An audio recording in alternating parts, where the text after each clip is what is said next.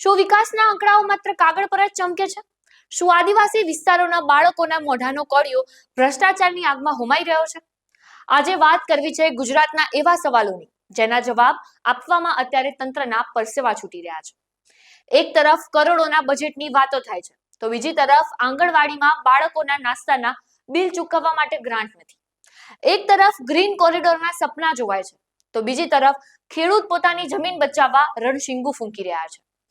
આ તે કેવો વિકાસ છે જ્યાં સામાન્ય માણસનો અવાજ દબાવવામાં આવી રહ્યો છે? ચાલો જાણીએ આ તમામ મુદ્દાઓની અંદરની હકીકત. નમસ્કાર, લલકા ન્યૂઝ સાથે હું રિયા રાવલ.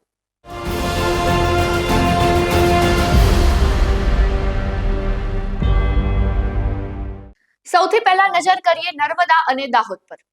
સરકારી આંકડા મુજબ આ બે જિલ્લામાં લગભગ 30,000 બાળકો કુપોષિત છે, પણ ગ્રાઉન્ડ રિપોર્ટ ચીસો પાડીને કહી રહ્યો છે કે આ આંકડો 1 લાખને પાર હોઈ શકે છે. સવાલ એ છે કે 4 મહિનાથી આંગણવાડીના બિલો કેમ ચૂકવાયા નથી? અધિકારીઓ પાસે ગ્રાન્ટ નથી તેવો તૈયાર જવાબ છે, પણ સવાલ એ છે કે આદિવાસી બાળકોના ભાગની ગ્રાન્ટ ગઈ ક્યાં? આજે સન્માનીય વિધાનસભાના ગૃહમાં મારા જે તારાંકિત પ્રશ્ન હતા એમાં 23 નંબરનો પ્રશ્ન હતો, નર્મદા અને દાહોદ જિલ્લામાં કુપોષિત બાળકોની સંખ્યા કેટલી છે? ત્યારે સરકારશ્રીના મંત્રી દ્વારા એ આંકડા સહિત મને જાણકારી આપવામાં આવી છે કે નર્મદા જિલ્લામાં 11,253 અને દાહોદ જિલ્લામાં 19,594 બાળકો કુપોષણથી પીડાય છે. સાથીઓ, એક બાજુ ગુજરાત મોડલની વાત થાય છે, એક બાજુ સમાનતાની વાત થાય છે, અને એક બાજુ એક એવો વિસ્તાર છે કે જ્યાં લાખો બાળકો પોતાના કુપોષણથી પીડાય છે.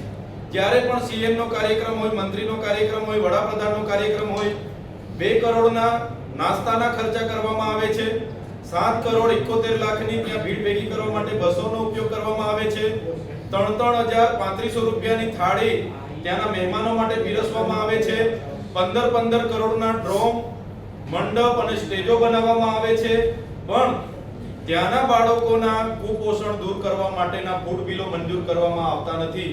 જણાવવામાં આવે છે કે ગ્રાન્ટ નથી. આંગણવાડીઓનો પગાર વધારો કરવામાં નથી આવતો, આંગણવાડીઓના ગરમ નાસ્તાના અને ફ્રૂટના બિલો મંજૂર કરવામાં નથી આવતા. જણાવવામાં આવે છે કે ગ્રાન્ટ નથી.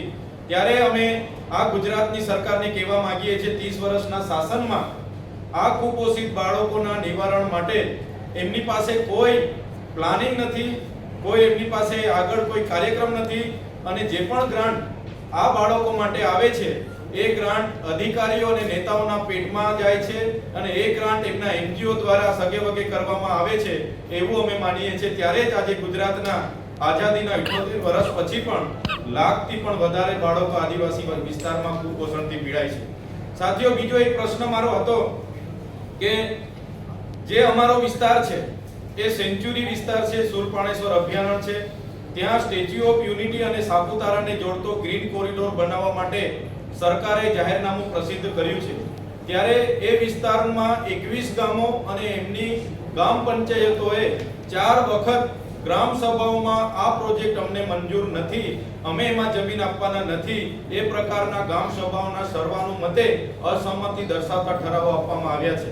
છતાં પ્રશાસન દ્વારા ત્યાં વસતા આદિવાસી લોકોને જબરજસ્તીથી એમની ખેતીની જમીનો કોઈ પણ જાતના વળતર અને વિસ્થાપન વગર ત્યાંથી સંપાદિત કરવાની તજવીજ ચાલે છે. ત્યારે આજે એ પ્રશ્નને લઈને પણ અમારો વિધાનસભામાં પ્રશ્ન હતો 46 નંબરનો. ત્યારે આજે આપના માધ્યમથી અમે સ્પષ્ટ કરવા માંગીએ છીએ, એ ડેડિયાપાડા સાગબારાના વિસ્તારમાં એ પ્રોજેક્ટ અમે સર્વાનુમતેથી નામંજૂર કરતો અસંમતિનો ઠરાવ આપ્યો છે, અને આવનારા દિવસોમાં પણ વિકાસના નામે એક પણ ઇંચ જમીન અમે ત્યાં આપવાના નથી. એ જ પ્રકારના સાથીઓ, આજે મારો એક ત્રીજો પ્રશ્ન 55 નંબર પર, અમારા વિસ્તારમાં નર્મદાથી પાણી પુરવઠાની એક ઝરવાણી પ્રોજેક્ટ બનવાની છેલ્લા 3 વર્ષથી કામ ચાલે છે. 54 ગામમાં અમે પાણી પૂરું પાડીશું એમ દર્શાવીને કરોડો રૂપિયાના બિલો ચૂકવવામાં આવ્યા છે. આજે એક પણ ગામને એક ટીપું પાણી પણ એ યોજનાથી મળ્યું નથી, અને અત્યારે પણ કહેવામાં આવે છે કે તાત્કાલિક અસરથી એ તમને પાણી મળશે. સાથીઓ, આ એક ભ્રષ્ટાચારનો ઉત્તમ નમૂનો છે. કરોડો રૂપિયાની યોજનાઓ બને છે, અને એના બિલો પણ ચૂકવાઈ જાય છે, પણ ગ્રાઉન્ડ પર લોકોને પાણી મળતું નથી. નલ સે જલનું ઉત્તમ ઉદાહરણ છે. એનો જે એક ભાગ છે એવી અનેક પાણી પુરવઠા યોજનાઓ ગુજરાતમાં બની છે. ભ્રષ્ટાચાર કરવા માટે એમના નેતાઓ, એમના મળતિયાઓ અને એમના અધિકારીઓએ ભ્રષ્ટાચાર કરવા માટે જ આ પ્રકારની યોજનાઓ કરી હશે એવું અમે માનીએ છીએ. બીજી તરફ સાપુતારાથી નર્મદા સુધીનો ગ્રીન કોરિડોર હવે વિવાદોનો કોરિડોર બન્યો છે. 21 ગામના લોકો રસ્તા પર છે. વળતરની કોઈ સ્પષ્ટ નીતિ નથી અને છતાં જમીન ખાલી કરાવવા દબાણ થઈ રહ્યું છે. આ કયો ન્યાય છે? નર્મદાના 54 ગામોમાં જાળવણીના નામે કરોડો રૂપિયા વપરાઈ ગયા, પણ પાણી આજે નથી પહોંચ્યું. જો આની નિષ્પક્ષ એસઆઈટી તપાસ થાય તો કદાચ ગુજરાતનું સૌથી મોટું વોટર કૌભાંડ સામે આવી શકે છે. આજે આમ આદમી પાર્ટી દ્વારા ગુજરાતની વિધાનસભાને લાઈવ કરવામાં આવે એવી માંગણી મૂકવામાં આવી છે. આપણે સૌ જોઈએ કે દેશની લોકસભાનું લાઈવ પ્રસારણ થઈ રહ્યું છે. દેશની સરકાર અને ચૂંટાયેલા સાંસદો જનતા માટે શું કામ કરી રહ્યા છે એ સામાન્યમાં સામાન્ય માણસ જાણી શકે છે મોબાઈલના માધ્યમથી. દેશની રાજ્યસભા પણ લાઈવ છે. દેશની સુપ્રીમ કોર્ટ પણ યુટ્યુબ ઉપર લાઈવ આવે છે. ગુજરાત રાજ્યની હાઈકોર્ટ પણ યુટ્યુબ ઉપર લાઈવ આવે છે. દરેક જિલ્લાની સેશન્સ કોર્ટ, ડિસ્ટ્રિક્ટ અદાલત એ પણ યુટ્યુબ ઉપર લાઈવ આવે છે. રાજસ્થાન, મધ્યપ્રદેશ, ઉત્તર પ્રદેશ, મહારાષ્ટ્ર, બિહાર, પંજાબ, હરિયાણા, દિલ્હી અનેક રાજ્યોની વિધાનસભાઓ પણ યુટ્યુબ, ફેસબુક ઉપર લાઈવ આવે છે. પણ બહુ જ દુઃખ સાથે કહેવું પડે કે ગુજરાતની વિધાનસભાનું લાઈવ પ્રસારણ કરવામાં આવતું નથી. ગુજરાતની જનતાથી શું છુપાવવામાં આવી રહ્યું છે? જે જનતા મત આપે છે એ જનતાને જાણવાનો પૂરો હક છે કે તમારા મતથી બનેલા ધારાસભ્યો આ વિધાનસભા ગૃહમાં બેસીને શું કામ કરી રહ્યા છે એ જાણવાનો હક છે. કોઈ ખેડૂત ખેતરે પાણી વાળતા હોય તો એ ખેતરે બેઠા બેઠા પણ વિધાનસભા જોઈ શકવા જોઈએ. કોઈ વ્યક્તિ ફેક્ટરીની અંદર સિક્યુરિટી ગાર્ડ તરીકે, ચોકીદાર તરીકે બેઠા હોય તો તે પણ ટીવીમાં કે મોબાઈલમાં બેસીને જોઈ શકવા જોઈએ કે એમના મતથી ચૂંટાયેલો ધારાસભ્ય શું કામ કરી રહ્યો છે. કોઈ બહેન ઘરમાં બેસીને ઘરકામ કરતી હોય તો ટીવી કે મોબાઈલથી જાણી શકવી જોઈએ કે બહેનોએ જે વ્યક્તિને મત આપ્યા એ વ્યક્તિ વિધાનસભામાં શું કરે છે. ગુજરાત દેશનું એકમાત્ર એવું રાજ્ય છે કે જેની વિધાનસભાનું લાઈવ ટેલિકાસ્ટ અટકાવી દેવામાં આવ્યું છે. આ બિલકુલ ગેરબંધારણીય, અલોકતાંત્રિક અને જનતા વિરોધી કૃત્ય છે. આજે અમે આમ આદમી પાર્ટીના ધારાસભ્યોએ સ્પષ્ટ રીતે વિધાનસભામાં સૂત્રોચ્ચાર કરી વિરોધ નોંધાવ્યો છે કે ગુજરાતની વિધાનસભાનું લાઈવ ટેલિકાસ્ટ ચાલુ કરવામાં આવે. ગુજરાતની જનતાને જણાવવામાં આવે કે જનતાના મતથી ચૂંટાયેલા નેતાઓ અહીંયા શું કરી રહ્યા છે, કેવા પ્રશ્નો ઉઠાવી રહ્યા છે, કેવા કાયદાઓ બની રહ્યા છે, કેવી પ્રોસેસ થઈ રહી છે, મંત્રીઓ શું કરી રહ્યા છે, ધારાસભ્યો શું કરી રહ્યા છે. આ બધી જ વસ્તુ જાણવાનો જનતાને પૂરો અધિકાર છે.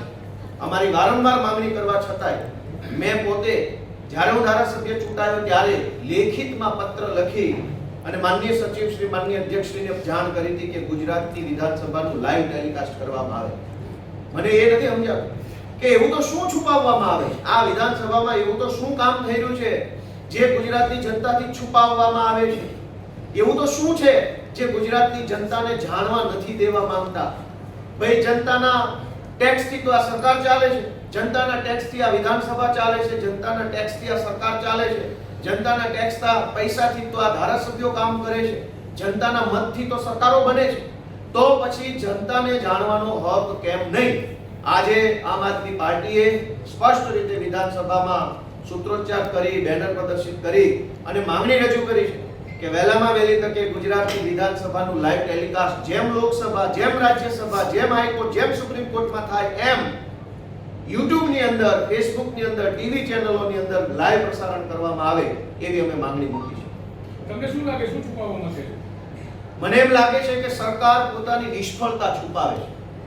જો ગુજરાતની વિધાનસભાનું લાઈવ થાય તો સરકારમાં કેવા કેવા માણસો બેઠા છે, એની શું આવડત છે, એનો શું અનુભવ છે, એની શું માનસિકતા છે, એની કામ કરવા માટેની કેવડી દાનત અને કેટલી બદદાનત છે, આ બધો જ ખેલ કેમેરાના માધ્યમથી ગુજરાતની જનતા સુધી પહોંચી જાય એવું લાગે છે. અને એટલે પોતાની બદદાનત છુપાવવા, અણઆવડત છુપાવવા, તાનાશાહી ભર્યું વલણ છુપાવવા, કેમ કે ગુજરાતની વિધાનસભામાં ભાજપની બહુ મોટી બહુમતી છે. વિરોધ પક્ષોને ક્યારેક બોલવા ન દે, એમના પ્રશ્નો ઉઠાવવા ન દે. એ પણ ગુજરાતની જનતા લાઈવના માધ્યમથી જાણી ન જાય એટલા માટે લાઈવ બંધ કરવામાં આવ્યું છે. આજે મારે તો એટલું કહેવું છે કે અમેરિકાની સંસદ પણ ગુજરાતમાં લાઈવ જોઈ શકાય છે. દુનિયાના બધા કેનેડા, ઓસ્ટ્રેલિયા, જાપાનની સંસદમાં શું થાય છે, house of common, house of people, house of લોર્ડ્સમાં શું થાય છે એ અહીંયા જોઈ શકાય છે. પણ ગુજરાતમાં શું થાય છે આપણે નથી જોઈ શકતા. અમેરિકન સેનેટમાં શું થયું, કેનેડાની સેનેટમાં શું થયું, એ બધું જ લાઈવ જોવા મળશે. આખી દુનિયાનું કોઈ પણ બાબત લાઈવ જોવા મળશે. ઇવન ચંદ્ર ઉપર ગયેલા અવકાશ યાત્રીઓએ ચંદ્ર ઉપર શું શું જોયું એ પણ લાઈવ કેમેરાના માધ્યમથી જોઈ શકીએ. સરકાર રોકેટ છોડે, ઉપગ્રહ છોડે, સેટેલાઇટ છોડે, એ પણ આપણે લાઈવ જોઈ શકીએ. બસ આપણે મત આપીએ જે ધારાસભ્યને, એ ધારાસભ્ય શું કરે છે એ લાઈવ નહીં જોઈ શકાય. સેટેલાઇટ જોઈ શકશો, મંગળ જોઈ શકશો, કેનેડા જોઈ શકશો, સુપ્રીમ કોર્ટ, લોકસભા, બધું જ. પણ ગુજરાતની વિધાનસભા લાઈવ જોવા માટે થઈને અમે જ્યારે માંગણી કરી તો ઉલટાનો અમને ધમકાવવામાં આવ્યો. અમને કહેવામાં આવ્યું કે આ તમે ખોટું કરી રહ્યા છો. અમે શું ખોટું કર્યું? ગુજરાતની જનતા જાણી જાય કે આ 182 ધારાસભ્યો શું કરે છે, એ જાણી જાય તેમાં ખોટું શું છે. આજે અમે પૂરી જોમજસ્સા સાથે તાકાતથી આમ આદમી પાર્ટી વતી ગુજરાતની વિધાનસભા લાઈવ થાય એ મુદ્દો ઉઠાવ્યો છે. આશા રાખીએ કે ગુજરાતની વિધાનસભા આ સત્રથી જ વહેલી તકે લાઈવ ચાલુ થઈ. અહીં રાજકીય ગરમાવો પણ ઓછો નથી. અંબાજીના પાડલિયા ગામનો મુદ્દો હવે વિધાનસભા ગુંજવશે. તો બીજી તરફ રાજકીય દાવપેચમાં ગુપ્ત મતદાનના ડરથી વિપક્ષમાં અંદરો અંદર અવિશ્વાસની ખાઈ દેખાઈ રહી છે. ધારાસભ્ય ચૈતર વસાવા પણ હવે કાયદાકીય લડાઈની તૈયારી કરી રહ્યા છે. વિકાસ જરૂરી છે, પણ કોના ભોગે? જો બાળકો ભૂખ્યા રહેતા હોય અને ખેડૂતોની જમીન છીનવાતી હોય તો એ વિકાસ પર સવાલો ઉઠાવવો સ્વાભાવિક છે. તંત્ર મૌન છે અને નેતાઓ મનગઢંત જવાબો આપી રહ્યા છે. પણ લલકાર ન્યૂઝ જનતાના આ સવાલો પૂછતું રહેશે. કુપોષણ, જમીનનો વિરોધ અને ભ્રષ્ટાચાર, આ ગંભીર મુદ્દાઓ પર તમારું શું માનવું છે? અને શું ખરેખર વિકાસના નામે અન્યાય થઈ રહ્યો છે? તમારું મંતવ્ય કોમેન્ટ બોક્સમાં જરૂરથી જણાવજો. અને આવી જ અપડેટ માટે લલકાર ન્યૂઝને લાઇક, શેર અને સબસ્ક્રાઇબ જરૂરથી કરજો.